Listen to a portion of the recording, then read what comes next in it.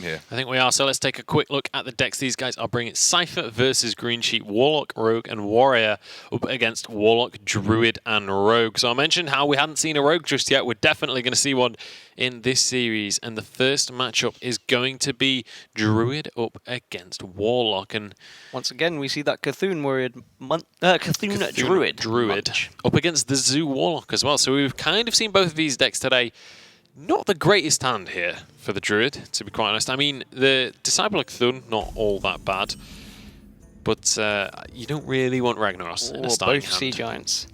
Now, the Amber Weaver, that's one of the biggest cards why I think Cthulhu Druid is so good. Because it can just gain +5 health. I mean, it can become a 410. With Bran, it can become a 415. If you run an Argus as well, you've got a 410 taunt. It's basically mini Jiraxxus from Demon Warlocks that gets played on the board and used with Defender Argus. But obviously most Druids don't run Defender Argus. It's purely a fantastic way to control early board for Druid. Especially against the Zoolock as well, where you can just trade with multiple minions because you've got so much health to play with. I mean, if you've got that 10-10 Cthulhu, you're essentially trading with maybe 3 upward of 4 minions with that. Yeah, definitely. So it's such a ridiculously good. Now 2 Sea Giants in the hand. I like this. I really like this from GreenSheep because he wants to turn 3 double buff his Cthulhu, and if it pays off, he gets a 410 the following turn. And also, if like a gang boss or something came down this turn, Disciple of Cthulhu can just one-shot it and just get it straight off the board immediately. Unfortunately, not have to deal with it any longer. Abusive Sergeant came off the top. Off the top, yeah. Which was the perfect answer. Still got a turn to draw into something else, but he won't be able to play Amber Weaver turn 4 now. But he's going to want to flood this board as much as possible, just because of those double Sea Giants. There's going to be the Imp cleared away from that one. So, not the strongest board ever from Cipher just yet, but a Defender of Argus is certainly going to remedy that issue. And the swipe is going to be available, but it's just not that great right now. There's no 1 health minions to deal with. Just doesn't really achieve all that much. And unfortunately, he can't play that Amber Weaver. Well, he can play it. He can. But he can't play it as a 410 because it won't get the buff. Cthulhu is not 10. What about swipe? Okay, he's going to play it. I suppose a 4-5 is better than now. Yeah, I was thinking maybe Wrath for 1 and Hero Power something. You get a draw, you get to deal with one of the minions. I was thinking swipe, innovate, Wrath. Yeah. I think that's a little bit overkill. Probably overkill, but especially when you know that this deck probably running Forbidden Ritual. So you're going to hope that this juggle hits the 4-5, I guess, and then use your Abusive Sergeant to finish it off, providing that the juggle does go in the right place, which it doesn't. Never lucky. Do you just go face now? Now you've seen where that juggle's landed. Hope that enough minions survives that you can drop a Sea Giant next turn. I think face is fine. Yeah. I think now could be an opportunity for swipe Wrath. Could be. You could possibly play Claw's too Druid slow. of the Claw, but it's Too slow. it will just get dealt with. I agree. I just think You it's fall too further slow. behind. I think Could you consider just going for Nourish? No. Again, it's too slow. I think you need to swipe one of the taunts, innovate Wrath one of the taunts, and then use your Amber Weaver to deal with the Knife Juggler. Oh, he's definitely going for Wrath. Looks like it might have been on the Wolf, though. So just going to try and deal with some of the damage that's coming out and then play Druid of the Claw. And then as well, the Amber Weaver will be able to clear away this Abusive Sergeant. So, decent clear, and as well as this nullified a lot of the damage by taking away the Wolf. So Squire as well. Argent Squire, then Sea Giant or Sea Giant Argent Squire. It doesn't matter either way. Outcome's the same. You just retain 1 mana crystal. But I mean, the fact that GreenSheep did put another minion on the board rather than swiping meant that Sea Giant was cheaper. Although either way, he would have been able to play the Argent Squire into Sea Giant anyway. Yeah, I mean... I think in that scenario as well, you're not exactly thinking, actually, no, I'm not going to play my taunt. I'm just going to let him hit my face because he might have a Sea Giant. Oh, the juggle's hit both times. Always lucky. There we go. It's painful. Do you trade these 3 in just to have a clear board here? I think considering you've not seen a swipe or anything, yeah. You've got an 8-8 on board. How's he going to deal with it? I guess you leave yourself open to swipe being dealt with if you... Well, actually, no. Yeah, you could swipe a hero power and it would have dealt with it. And now GreenSheep probably has to nourish, or could hero power Wrath for one, but it's, again, I think nourish just gets you the same kind of outcome. You just take one more damage, which at this point with an 8-8 on board is kind of negligible. Yeah. I think as well, it would be better to nourish hope for something than worst case scenario, you can swipe Wrath hero power, the 8-8, which is horrible to do, but if push comes to shove... Yeah, this is looking pretty ugly for the Druid. Yeah. And I think you just got to nourish, right? we said that last week, how GreenSheep drew into all of his spells as Tempo Mage. He's drawing into all of his spells as Cthulhu Druid. Actually go for the mana crystals on nourish as well. So it will mean he... I guess he's hoping for... Go for Wrath. For a rag hit next turn. Yeah. Sylvanas. Kind of a little too late, though. Power of Wham off the top. Not lethal, but... Not lethal. But definitely more damage. When and if he needs it. Well, he will need it. Gotta be honest, GreenSheep could do a top deck and an execute, but unfortunately, he's not actually on the right class. I think at this point you're playing Rag and hoping you hit the 8-8. Even then, like, do you survive this? If he has another minion to drop, Knife Juggler hits, and then Power Overwhelming, that's game. Yeah. I mean, as it stands, he will. That's all he can do. As it stands, even if he hits the 8-8, you can just play Sea Giant Power Overwhelming next turn anyway. Oh well. And that's game. So there we go. GreenSheep losing out on this first one. And that's Cipher just kind of laying down, this is how I'm going to play this series. I am playing to win. And I think this is something, a consistent theme we've seen, is going, if you have a Zoolock, playing it as your first deck. Because it's such a good deck to test the water with, I feel. Definitely. And Cypher's got his foot in that playoff door. Just a nice early 1-0. He's going to want to build up his confidence here. It'll be interesting to see what he chooses as his second deck, actually, to follow that Zoolock. Now he knows there's a Cthulhu Druid in the midst of GreenSheep. There was no ramp for GreenSheep there either. He didn't draw things like Dark Arakoa, which is generally quite good against Zoolock. Ramp Druid, classically, if you draw your ramp and get into taunts very quickly, is pretty good against Zoolock. But in all other cases, Zoo generally is better than Druid, especially if Druid doesn't draw Wild Growth, He wasn't for drawing minions either. Yeah, I don't know if he runs Maya Keeper, but Maya Keeper would have been really influential if he'd managed to pick it up. If that Bran Bronzebeard play had paid off, probably could have won him the game. Yeah, that Abusive Sergeant off the top, actually. Actually, I think that potentially was the winning play. Disgusting. Winning play of the game, because that would have meant that his Amber Klaxaweaver was 4/10, wouldn't have died to Knife Juggler so easily, would have had more room to play around and trade into minions. In general, I think that Abusive Sergeant won the game there for Cipher right from the start. Yeah, really unfortunate from that one, but apparently currently ball control is 2-1 against Sottle as well. We've just been told by production. So Sottle coming back into the series, but we'll have to wait and see on the results of that one in the end. But so looking into the rest of this series, let's take a look at the remaining decks that we have available for these two players, because I'm curious as to what your guys' take is here from Cipher. What deck do you bring to this table now? I think you throw a Warrior. Obviously, it depends what deck you're running with Warrior, but I think Warrior... I guarantee you it's Tempo Warrior again.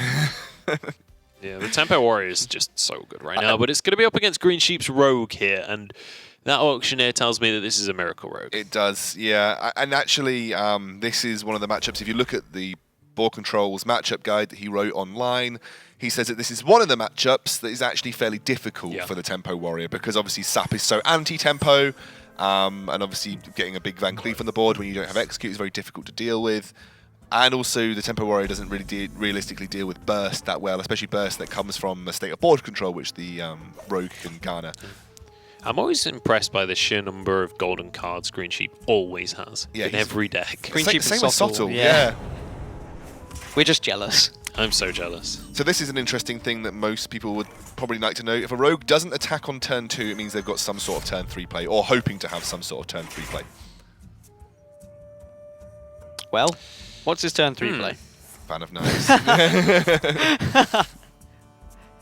I mean, it's in case you draw the poison, right? So having an Edwin in hand, you're just hoping that your opponent doesn't have that execute. Because obviously Edwin kind of dropped out of the meta because of things like Big Game Hunter. People were reluctant to make it any bigger than 6. But now, you can just throw that to a 12 bad boy or something like that, and there are often not very many answers for it. I quite like just hitting him using Ravaging Ghoul at this point.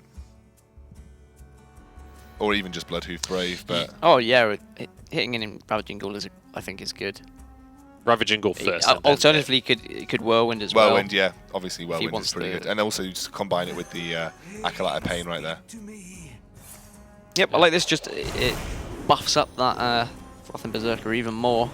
Frothing Berserker is a terrifying card. It's such a good card. Imagine if you combined it with charge facilities of If Frothing Berserker didn't exist, this deck would lose so much more than it does. Like the amount of, I've played a lot of this deck, and the amount of times that card specifically has won me the game. I don't mind Earthen Ring into Eviscerate here, or even Zarol into Coin Eviscerate, but you kind of want to save that coin for your Auctioneer, hoping you draw Conceal. Now, you know this is probably that Tempo Warrior that everyone has been playing, and you're fairly certain that it doesn't run Brawl, unless it's teched in something pretty crazy. And this is one of the things as well about playing in tournaments is you can do things like tech in a Brawl to a deck that usually wouldn't, because it will catch them off guard. And they'll play into this deck like, okay, this is the Tempo Warrior that everybody's been raving about. I know how to play against this. If they suddenly play a Brawl and you're not expecting it, that can completely throw a spanner in the works. Absolutely, Munch. And that's one of the things that people do, you know, often randomly tech in that one card. I think when people first started teching in Mind Control tech to things, they were like, whoa, was not expecting that. You know, and then everyone starts playing around it. So, I mean, what if let's just theory craft it. If you were to remove a card for Brawl in this deck, what would you remove? And that's hard because I mean, I think Fierce Monkey. I think a 1 Fierce Monkey would probably go. I already only have 1 Fierce Monkey in my deck, but I think I would be happy to get rid of that most, because it's the card in this deck that you almost never play it on turn 3 unless you just have no other option. The trouble is, you don't know the outcome of changing one card unless you've tested it on ladder.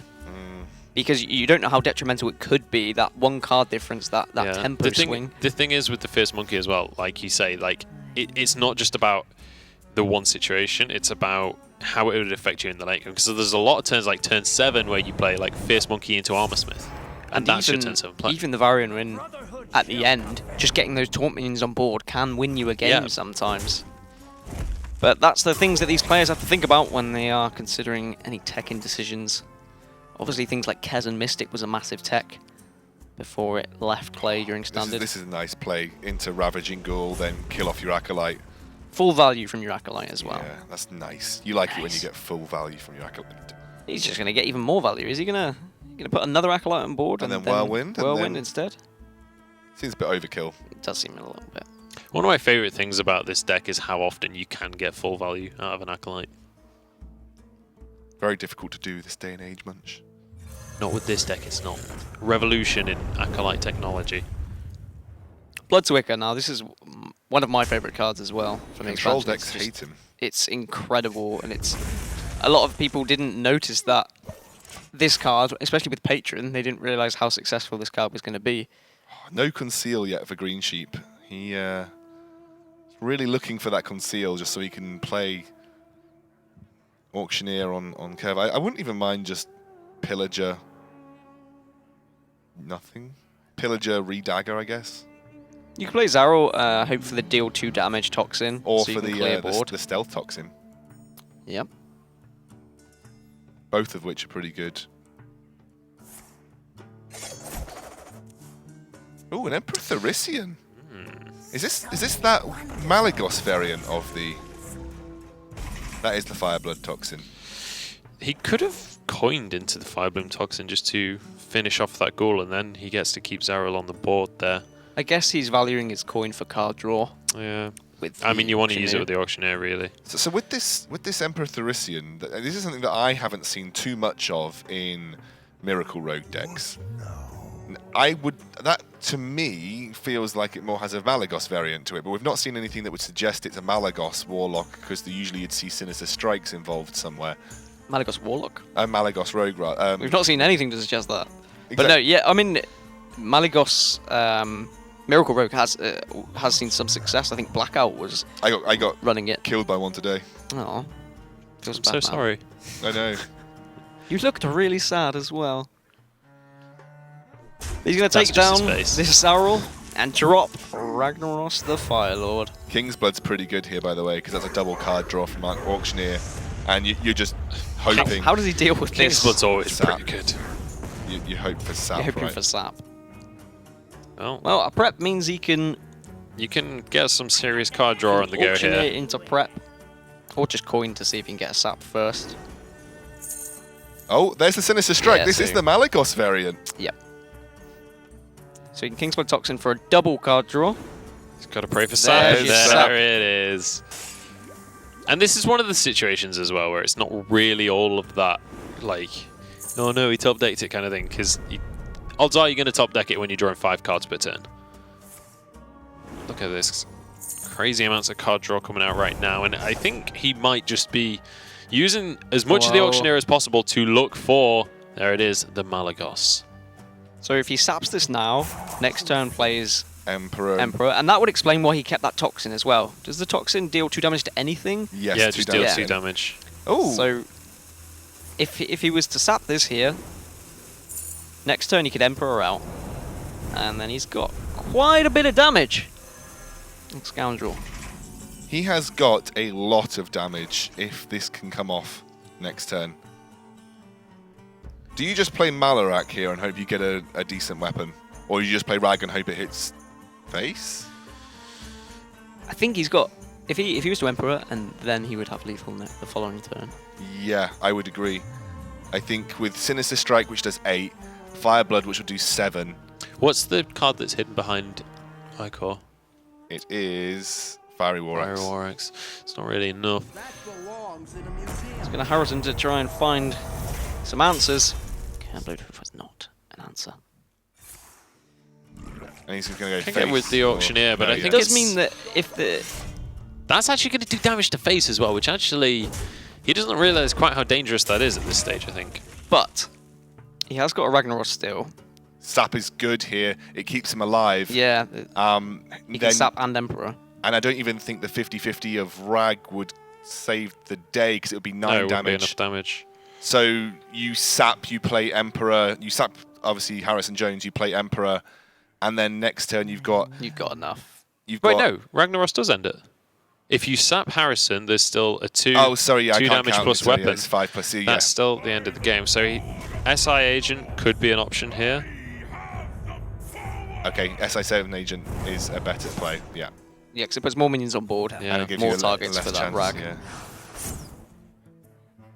And that's lethal, I think, next turn, because Shiv will do 6 damage, Sinister Strike will do 8, and Fire Blood will do 7, so 8, 7, 6 is 21. Even with armor up, that is Still lethal, yeah. still lethal, unless we go for an Armorsmith play here.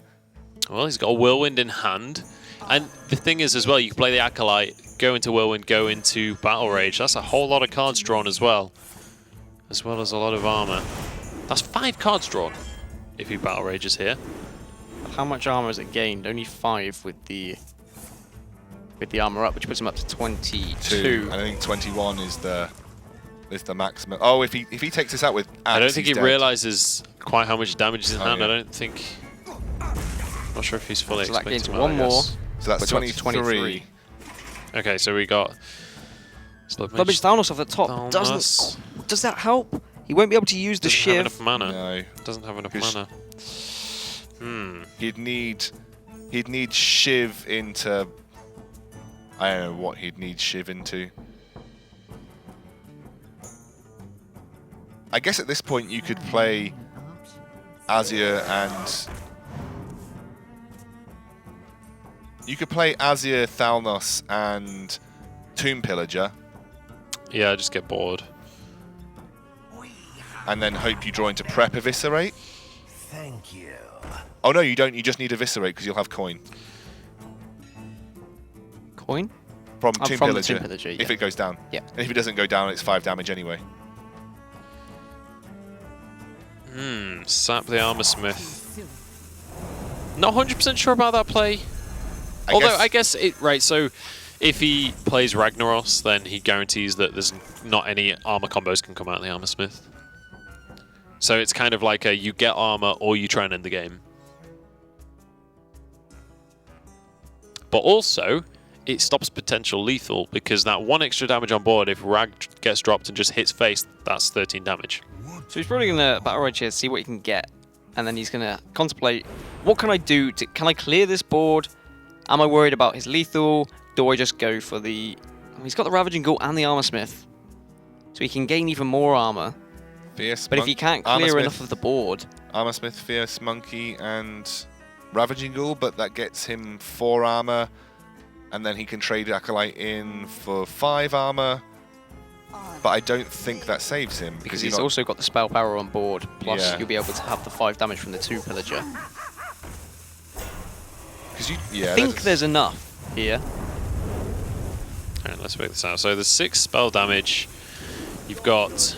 Oh wait, Tomb Pillager won't be able to get through because he's using Face the tank. So he is... No, so he's still on 22.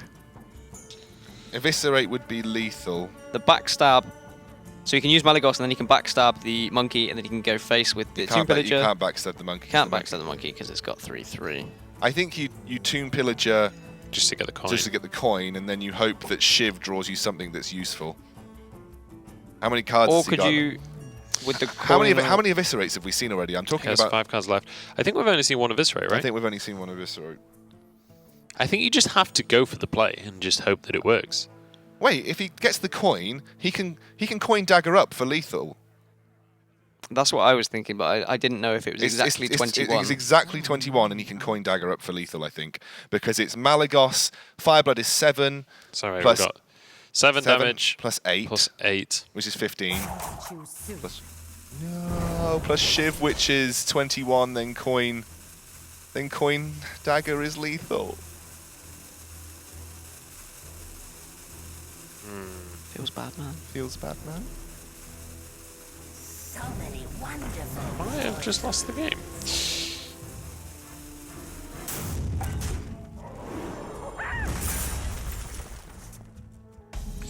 Well, here we go with... Was it 21 rather than 22?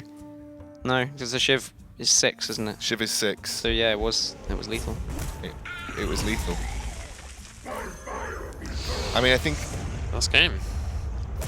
Is that game? Yeah, that's game. GreenSheep, you missed lethal! I think. I'm pretty certain he missed lethal. Because it's 8 plus 1, that's 9 mana. The Fireblood and the Sinister Strike was 0. Coin Dagger up. You get through the taunt with your Tomb Pillager, that's 22 damage. Literally exactly lethal, I think. Unless I'm miscalculating 17 plus 5, which I'm pretty sure is 22. Yeah. GreenSheep missed lethal. Yeah. Yep. That happened, I'm afraid. That happened, I'm Sottle afraid. won 3-2. Sottle won 3-2, we've just heard from production. So, it's not as simple as we maybe thought. So that means Ball Control is no longer first seed. No, that means Leroy goes Hello, first seed Leroy because is first seed. Leroy beat Ball Control in week 1. Absolutely. It still means that if Cipher Mysterious wins, loss, so. Cipher gets 4th place. That's that. We don't need to worry about anything else. If Cipher wins, he gets 4th place. If Cipher loses to GreenSheep, if GreenSheep manages to turn this one around, then Sottle is actually in the mix. Then it gets interesting. And then it does get interesting because it's a 4-way tie. Is this the weird thing that we were thinking about right at the start of the show? Remember when you first arrived here today and I was like, Kiernan, I'm going to tell you a horror story. There's a potential 4-way tie in the standings. And, well, we might actually be looking towards that. And as and when, I'm not going to go into the details of it because it gets pretty gory, but as and when, I will try and run you guys through actually the ins and outs of this tie and like how we resolve that. But imagine watching Game of Thrones, all 5 seasons of it in about 10 minutes, and then that's basically that's the outcome. Each of the players is like, one of them's Stark, one of them's Lannister, one of them's Tyrell. But anyway, let's get back to this series because obviously we just saw Cipher win the game there. Let's take a look at the remaining decks because Cipher's on a roll here. He's looking to kind of get on into the playoffs now. He's 2-0 up and he's now on his rogue. What do you bring if you're GreenSheep here? How do you take on this rogue? If I was him, I probably wouldn't use his rogue because he would have noticed that these players, they will know. They will think about the game and thinking, wait, did I just miss lethal? And then so he probably just needs to put this rogue away, but he's not going to put this rogue away. As I now see them queuing up, he's going to try it again. I wonder if he figured out that he missed lethal. A player with the caliber of GreenSheep, I would think that yes, he would have noticed it. I love how like this is. I'm not sure if this even went on stream, but Keenan went, I wonder if he noticed that he missed lethal, and the rogue went, I always do. Great. But here we go. So SI Agent going to be kept there. Malagos in starting hand as well as Auctioneer. That's not ideal. I mean, I don't think Cipher... I mean, Cipher must have an indication that it's the Malagos because of the... The fact that Cipher decided to use that armor up and that he was armoring up, so he definitely was thinking. Yeah, it would have been far more aggressive if he hadn't suspected the Malagos there, I think. So I wonder if Cipher is bringing a Malagos Rogue or whether he will just be bringing a normal Miracle Rogue. It looks normal Miracle to me. Both deadly poisons. Yeah, it looks normal Miracle to me because I don't think that Malagos Rogue even potentially runs deadly poison. We didn't see a deadly poison in that deck at all, and there was only 3 or 4 cards left in hand. Is there such thing as a normal Miracle? No, I think Miracle was so varied that... I think... Yeah. This guy's toast. The Earthen Farseer is toast. As we see GreenSheep regain board control. But the deadly poison in hand does mean that Cipher can take this firmly back and also drop an SI7 agent of his own for an extra bit of tempo swap. This guy's toast. And a teeny bit of damage onto face as well, which is not the end of the world, but it's never something to be sniffed at either. Preparation comes out though, so setting up for that Auctioneer play later on in the game.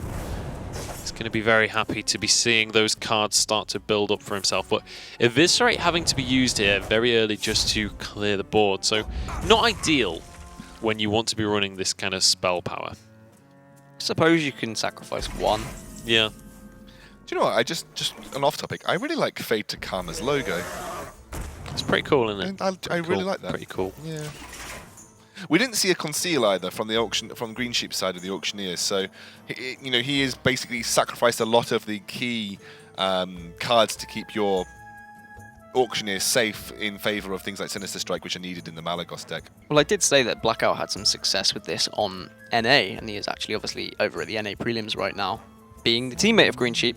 So I'm not surprised that GreenSheep is bringing this Malagos. Do you think last game GreenSheep was so honed in on saying I need my other Sinister Strike that he was just playing for the other Sinister Strike or Eviscerate? I think he was probably just still counting it, and it got to a point where the rope started, and once that rope starts, you're always worried.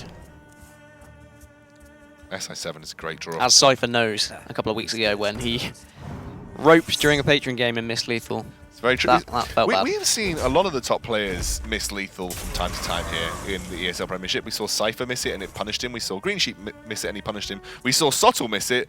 3 turns later, didn't punish him because he got some great draws. But, we have seen our fair share of missed lethals in the ESL Premiership. And you can always count on me. As Kiernan's old coach would always say, always count the lethal. That's why you notice in my casting every turn I'm counting. Like just when I've been coached by a guy called Vortex, who I think featured in one of the Seek Story Cups a while ago. He's a Dutch player, and he's like, always count for lethal, Kieran. And I was like, okay, Vortex, thank you. And now I always remember. Yes, father. Yes, father. I will always count for lethal. So the Zarul, I think that he got a good toxins from Zarul last time. Actually, he got the card draw and he got the damage. Enough damage that would have got lethal. Yeah, we presume. Well, I think you've counted it right. I'm afraid to say he missed lethal in case he didn't. Sottle's just tweeted me. I forgot because Armorsmith was on board. He gets 1 armor for the trade past for the coin. Yeah. Well, there you go. There we go. Now I'm glad that I didn't. Now I I'm an idiot. Demanding it. Now I'm an idiot. Yeah, there you go. So, Keenan is sorry, GreenSheep. I am sorry. You did not miss lethal. You are not as bad as I am. I'm terrible. You had the right thinking. The right thinking. As we now see both of the Auctioneers on board. All the card draw. We'll see who can barter harder. Prep fan of knives. Yeah, deadly poison. Deadly poison deal with the auctioneer. That's pretty solid from Green Sheep. Or Shadow Strike. That's also good. That's pretty cushy in my book. There's even a sap for later when something big and scary comes out. Deadly poison is still going to be played though, despite only having 1 durability on his dagger. Which I don't know. What do you guys think about that one? I much prefer to always have 2 durability if I'm going to go for a deadly poison. I mean, if it's an important clear, I mean, you're getting rid of his card draw, making sure you can get that off board. So I think it's fine. He's going to drop the Emperor here. I mean, interesting because he's only got, well, especially if he's using this Eviscerate to clear the Auctioneer, he's only got the Shiv that will really get maximum value. But I suppose the important thing is getting that Malygos down to 8 mana. It's Malygos versus Malygos at this point, and we see that Malygos is in the hand of Cipher. If he can get a slightly more favourable Emperor, this could be a huge deal. Yeah, Malygos is in the hand of GreenSheep as well. Oh, sorry, yeah, that's Cipher that just played the Malygos Emperor there. So sap's available. Do you sap the Emperor though? Because you don't really want it to get another turn of guaranteed reduction. Well, I guess how else do you deal with it? It's he's already going to get 1 guaranteed reduction, as you say, anyway. So I think you have to. I think Cipher will be happy with that because now he has the opportunity to really put the pressure on. I mean, Eviscerate at 0 mana will be ridiculously good for Malygos. You can even reduce Blood Mage Thalnos if you wanted to. But he may still use this Eviscerate just to get rid of that Auctioneer. Yeah, or you could just sap it, I guess. That's still 6 mana that you've got to expend. Yeah, I mean, yeah, Emperor into sap is also fine.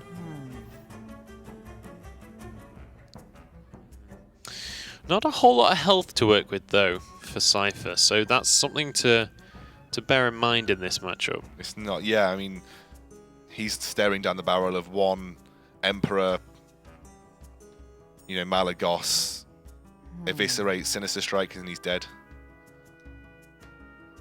I guess you have to Eviscerate at this point. You've got the Emperor back in hand, you have the opportunity to...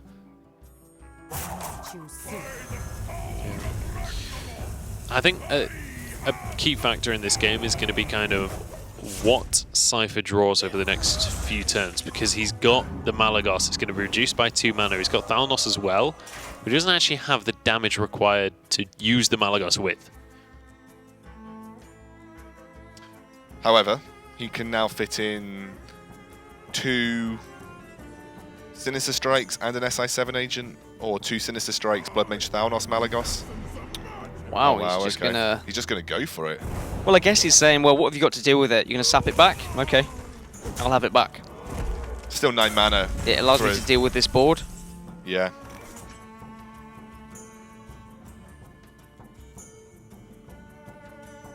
So he's gonna say, well... Sap versus Sap, boys. My Malygos is better than yours. So does he...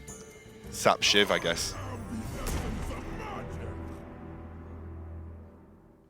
So how much can he shiv for with the mouse? So he can shiv for 7. 7. It's a pretty good shiv. Yeah. Sap on back. And there is a sap waiting in the hand of GreenSheep. But... yeah, in fact, yeah, you're right. The sap battle will be won by GreenSheep. But he can't Malygos and sap, so... But he doesn't need to. He's going to wait now until he can get that Malygos lethal, probably. Although I suppose now... Wait, has GreenSheep already used his Emperor? No, so he still does have an Emperor in deck. I think. Depending if he's running it, yeah. I guess so, I mean, you could sap returns Zarul, Edwin. Yeah, it returns Malygos back to 9 mana, right, if you do sap. Prep's pretty decent for later Prep works, he can make a big old Edwin if he wants. Wait, he's got lethal next turn if he... Yeah, he's got lethal next turn if Cipher can't lethal him. You've got Malygos, Sinister Strike, Prep, Eviscerate.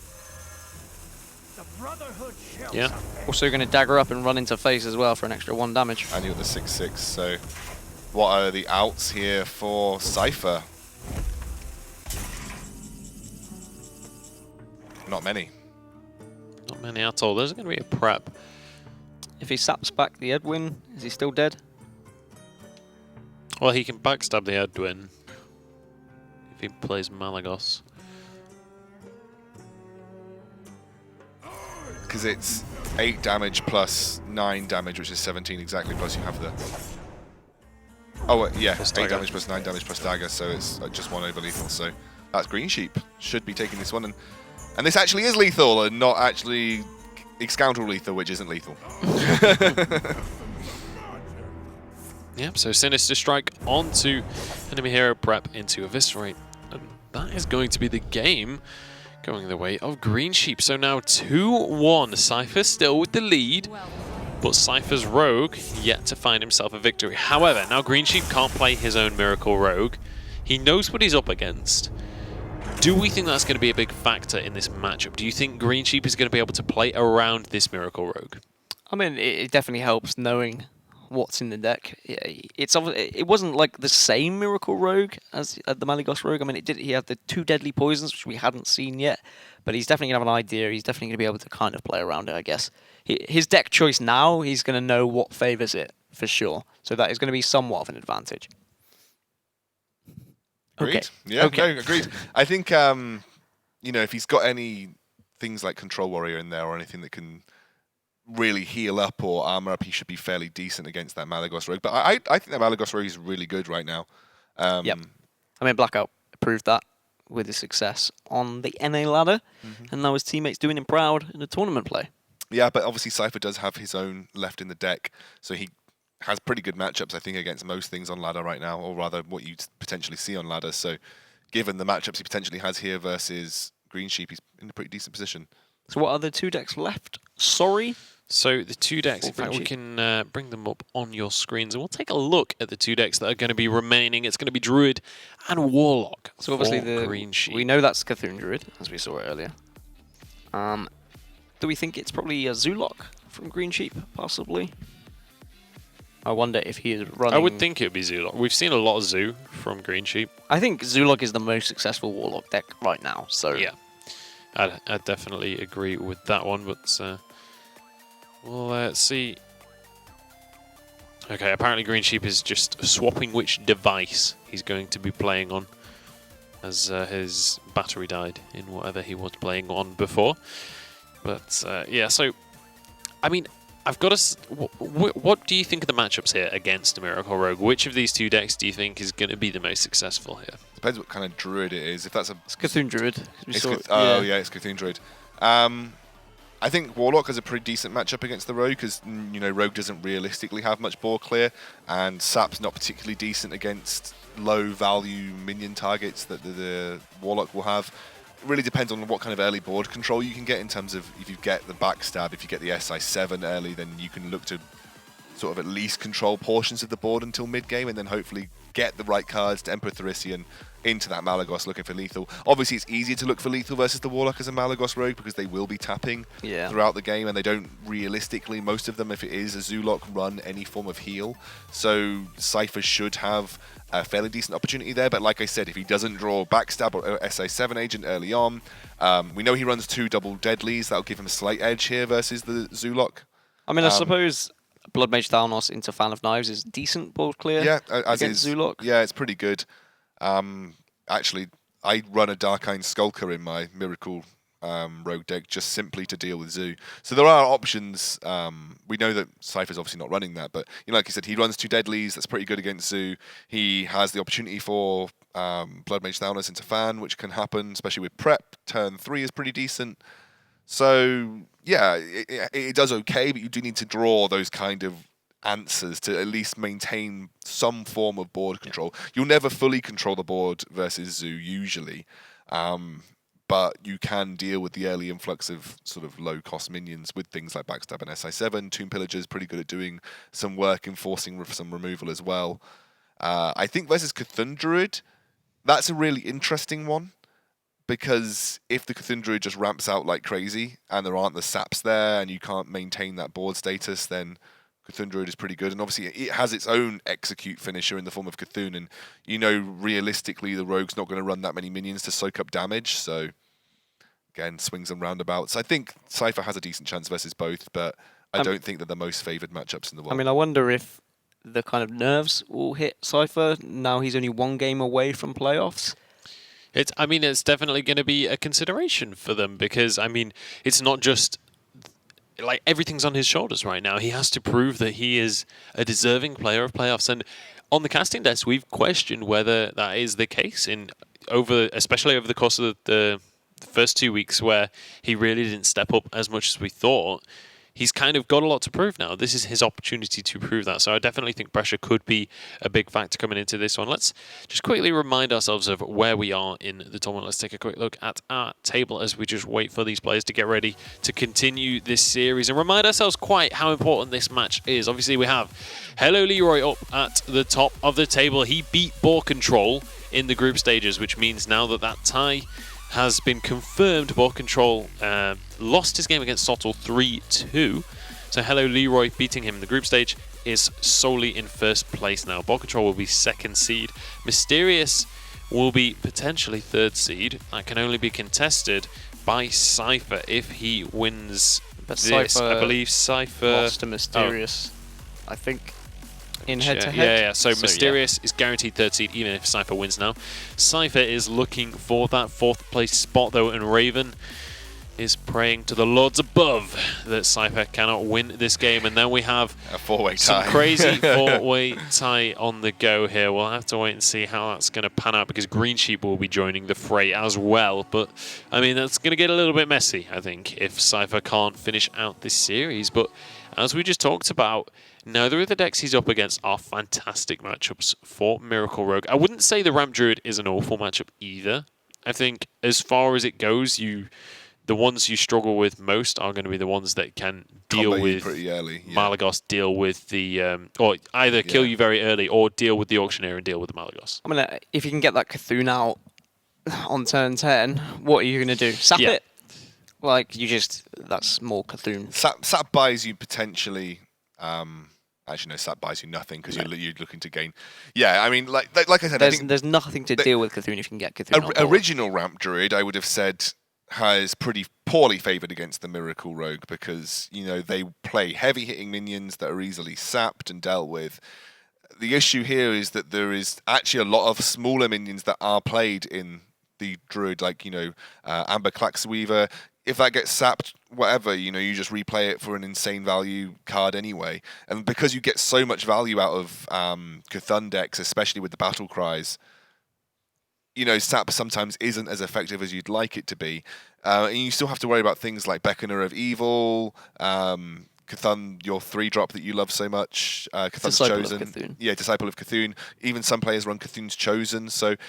and then you have the finisher. You have that straight-to-board finisher that can be put in place there for the Druid. But he's going to go for the Warlock. Yeah, he certainly is. So we're going to have GreenSheep's Warlock up against Cipher's Rogue, and it is going to be Zoo. But take a look at that. Gormok the Impaler being teched into this Zoo deck. And this is a similar deck to what I run with Zoo. I'm a big fan of running the Gormok. I want to see whether he's got Bram Bronzebeard as well. Because Bram Bronzebeard with Gormok 8 damage on Battlecry is terrifying. It's pretty solid, absolutely.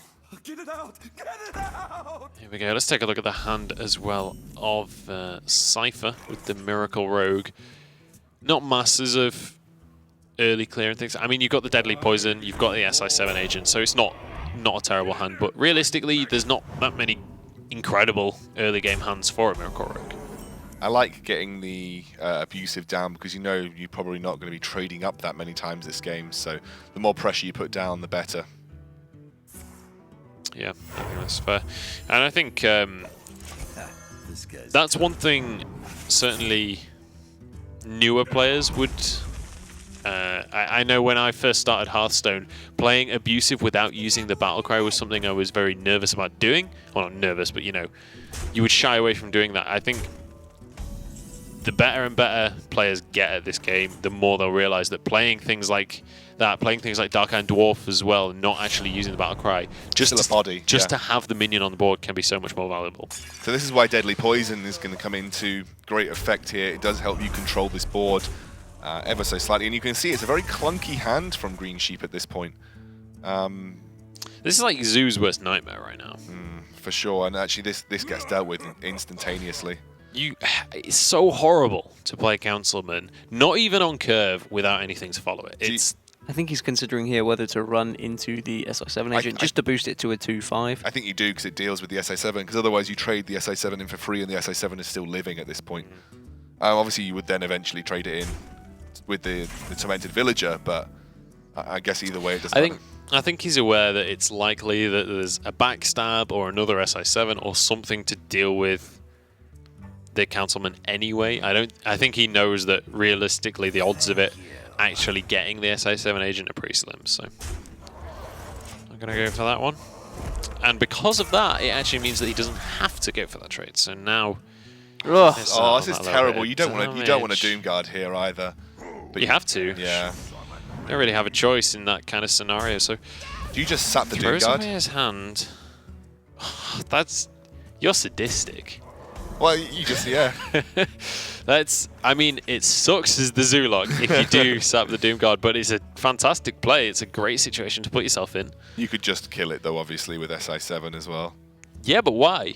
You can, like, force him to get rid of more of his own cards. Yeah. You but also then again, offer him 5 more damage, face damage, potentially. Yeah, as well, I think if you put that Doom Guard back in hand, especially when they've already got no cards, the odds are they're going to be able to play their other cards before Doom Guard anyway, so... That's pretty nice, Abusive Sergeant, kind of. Terrible draw after that, though. I mean, do you just Abusive and go face at this point? Because you're like, oh, well, if I just hope I draw into more face damage. I guess I think you should trade, really. Yeah. At this point, I'd usually have pressed escape and click concede. It's definitely looking all right for the rogue. It's definitely not over. If you can draw into maybe a Fan of Knives as well, just so we can deal with any 1/1s in case GreenSheep floods the board with Forbidden Ritual. Yeah, Forbidden Ritual would be really good here. I guess if I were... I'd probably just, see what Thalnos draws me and think about auctioneering if it's anything good. Nah, nothing that good. I guess you could just auctioneer flat, but then you run the risk of running into another Doom Guard. Yeah. I think that's a pretty safe risk. Just on the fact that it's a Zoolog and he only has 1 card in hand. He's just going to poison up there and play Van Cleef. That's fine as well, actually, to be honest. You get a decent body on the board. The Brotherhood shall prevail. And again, it's like this is the same logic as if you played the Auctioneer. It's like you're playing into Zoo. Realistically, in hand, what are they going to have to be able to deal with it? That is not going to be the answer that he was looking for. And not the greatest of draws for GreenSheep right now. No, this is not been a fun game for him so far. Backstab going to come out, and this is bad news when prep as well. So we can prep into Eviscerate. Yeah, and there's the concede. Okay. And Cipher secures himself in playoffs, takes 4th spot. We've got our 4 guaranteed playoff players. Yeah, I feel so bad.